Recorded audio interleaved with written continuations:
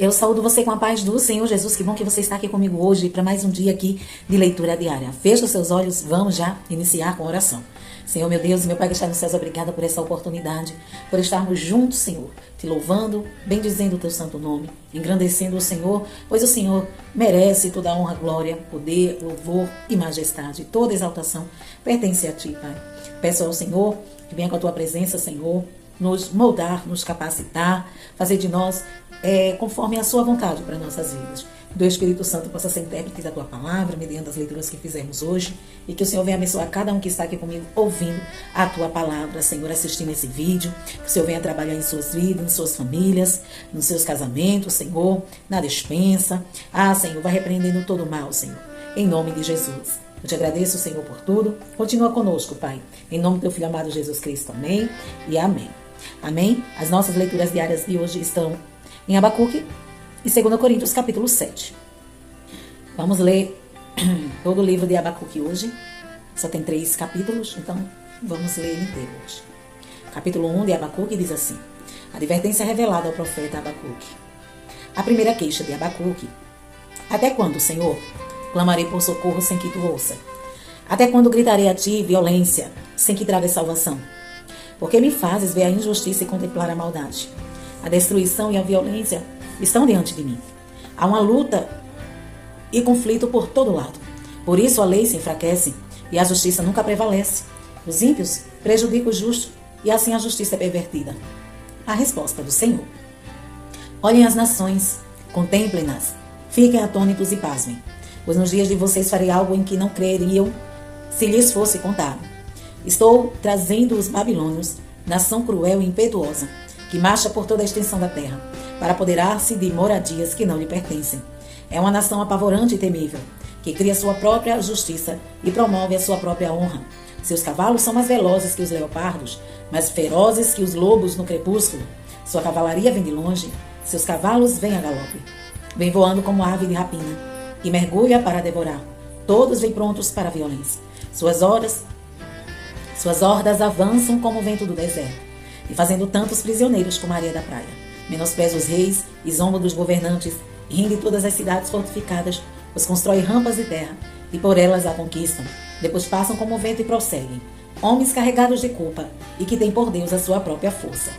A segunda queixa de Abacuque. Senhor, tu não és desde a eternidade? Meu Deus, meu santo, tu não morrerás. Senhor, tu designaste essa nação para executar juízo. Ó rocha, determinaste que ela aplicasse castigo. Teus olhos são tão puros que não suportam ver o mal. Não podes tolerar a maldade.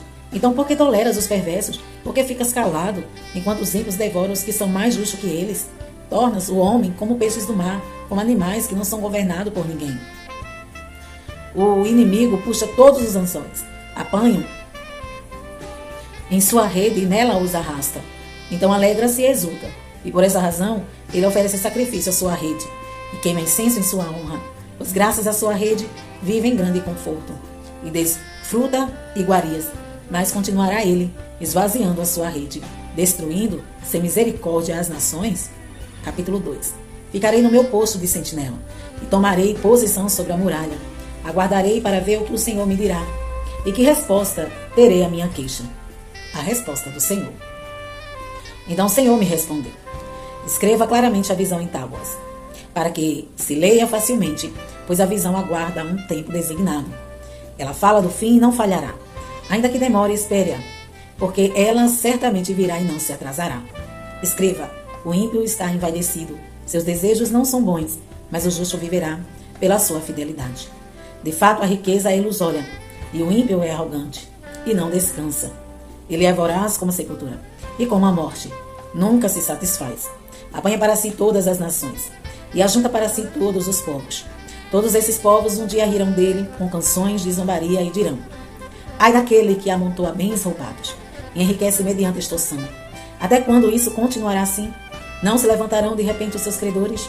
Não se despertarão os que fazem tremer? Agora você se tornará vítima deles, porque você saqueou muitas nações. Todos os povos que restaram o saquearão, pois você derramou muito sangue e cometeu violência contra terras, cidades e seus habitantes. Ai daquele que obtém lucros injustos para sua casa, para pôr seu ninho no alto e escapar das garras do mal. Você tramou a ruína de muitos povos, envergonhando a sua própria casa e pecando contra a sua própria vida, pois as pedras clamarão da parede e as vigas responderão do madeiramento contra você. Ai daquele que edifica uma cidade com sangue e a estabelece com crime. Acaso não vem do Senhor dos Exércitos que o trabalho dos povos seja só para satisfazer o fogo e que as nações se afadiguem em vão? Mas a terra se encherá do conhecimento da glória do Senhor, como as águas enchem o mar.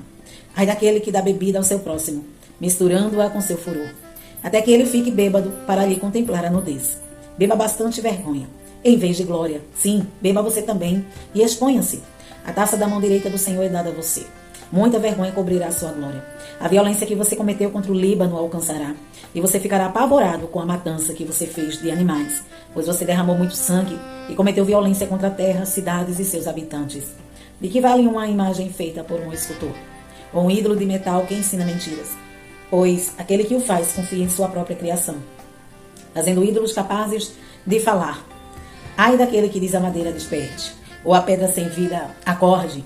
Poderá o ídolo da orientação? Está coberto de ouro e prata, mas não respira. O Senhor, porém, está em seu santo templo. Diante dele fica em silêncio toda a terra. Capítulo 3. A oração de Abacuque. Oração do profeta Abacuque, uma confissão. Senhor, ouvi falar da tua fama. Tremo diante dos teus atos, Senhor. Realiza de novo em nossa época as mesmas obras. Faze-as conhecidas em nosso tempo. Em tua ira, lembra-te da misericórdia. Deus veio de Temã, o santo veio do monte Parã. Sua glória cobriu os céus e seu louvor encheu a terra. Seu esplendor era como a luz do sol. Raios relampejavam de sua mão, onde se escondia o seu poder. Pragas iam adiante dele. Doenças terríveis seguiam seus passos. Ele parou e a terra tremeu. Olhou e fez estremecer as nações. Montes antigos se desmancharam. Colinas antiquíssimas se desfizeram. Os caminhos dele são eternos. Vi a aflição das tendas de Cuxã. Tremiam as cortinas das tendas de Midian. Era com os rios que estavas irado, Senhor? Era contra os riachos o teu furor? Foi contra o mar que a tua fúria transbordou quando cavalgaste com teus cavalos e com teus carros vitoriosos? Preparaste o teu arco, pediste muitas flechas. Fendeste a terra com rios. Os montes te viram e se contorceram. Torrentes de água desceram com violência. O abismo estrondou, erguendo as suas ondas. O sol e a lua pararam em suas moradas, diante do reflexo de tuas flechas voadoras, diante do lampejo de tua lança reluzente. Com a ira andaste a passos largos por toda a terra, e com a indignação pisoteaste as nações. Saíste para salvar o teu povo, para libertar o teu ungido. Esmagaste o líder da nação ímpia. Tu desnudaste da cabeça aos pés. Com as suas próprias flechas lhe atravessaste a cabeça, quando seus guerreiros saíram como furacão para nos espalhar com maldoso prazer. Como se estivessem prestes a devorar o necessitado em seu esconderijo. Pisaste o mar com teus cavalos, agitando as grandes águas. Ouvi isso, e o meu íntimo estremeceu. Meus lábios tremeram, os meus ossos desvaleceram, minhas pernas vacilavam. Tranquilo, esperarei o dia da desgraça, que virá sobre o povo, nos ataca. Mesmo não florescendo a figueira, não havendo uvas nas videiras, mesmo falhando a safra de azeitonas, não havendo produção de alimento nas lavouras, nem ovelhas no curral, nem bois nos estábulos, ainda assim eu exultarei no Senhor e me alegrarei no Deus da minha salvação. O Senhor, o soberano, é a minha força. Ele faz os meus pés como os do cervo, faz-me andar em lugares altos, para o mestre de música, para os meus instrumentos de cordas. 2 Coríntios, capítulo 7. Amados, visto que temos essas promessas, purifiquemo-nos de tudo o que contamina o corpo e o espírito, aperfeiçoando a santidade no temor de Deus. A alegria de Paulo, concedam-nos lugar no coração de vocês. A ninguém prejudicamos, a ninguém causamos dano, a ninguém exploramos. Não digo isso para condená-los. Já lhes disse que vocês estão em nosso coração, para juntos morrermos ou vivermos. Tenho grande confiança em vocês, e de vocês tenho muito orgulho. Sinto-me bastante encorajado. Minha alegria transborda em todas as tribulações. Pois, quando chegamos à Macedônia, não tivemos nenhum descanso, mas fomos atribulados de toda forma. Conflitos externos, temores internos. Deus, porém, que consola os abatidos, consolou-nos com a chegada de Tito, e não apenas com a vinda dele, mas também com a consolação que vocês lhe deram. Ele nos falou da saudade, da tristeza e da preocupação de vocês por mim, de modo que a minha alegria se tornou ainda maior. Mesmo que a minha carta lhes tenha causado tristeza, não me arrependo. É verdade que, a princípio, me arrependi, pois percebi que a minha carta os entristeceu, ainda que por pouco tempo.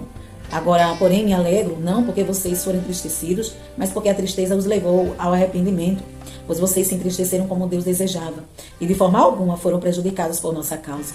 A tristeza, segundo Deus, não produz remorso, mas sim um arrependimento que leva à salvação. E a tristeza, segundo o mundo, produz morte. Vejam o que essa tristeza, segundo Deus, produziu em vocês. Que dedicação, que desculpas, que indignação, que temor, que saudade, que preocupação, que desejo de ver a justiça feita.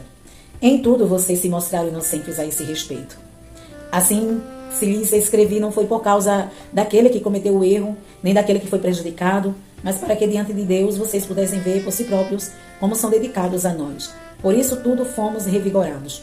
Além de encorajados, ficamos mais contentes ainda, ao ver como Tito estava alegre, porque seu espírito recebeu o refrigério de todos vocês.